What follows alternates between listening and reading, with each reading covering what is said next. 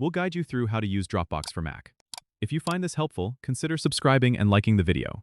First, go to your web browser and navigate to the Dropbox website. Once you're there, you'll want to log into your account or create a new one if you haven't already. After logging in, you'll see the option to download Dropbox for Mac at the top of the page. Click on the download button and wait for the installer to finish downloading. Open the downloaded file to start the installation process. You might need to enter your Mac's admin password to continue, so make sure you have that handy. Once the installation is complete, you'll find the Dropbox icon in your menu bar at the top right of your screen. Click on it and sign in with your Dropbox account details. Now, let's get to using Dropbox. Your Dropbox folder is automatically created in the Finder under your Home folder.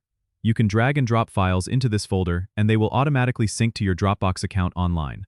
This is great for keeping your files backed up and accessible from any device.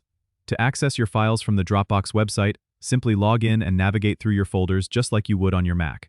You can also share files directly from the web interface by clicking the Share button next to any file or folder. Enter the email addresses of the people you want to share with and set their permissions.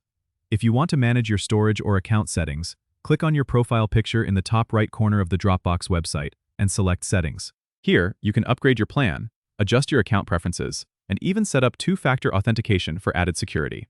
And that's it. You've successfully set up and started using Dropbox on your Mac.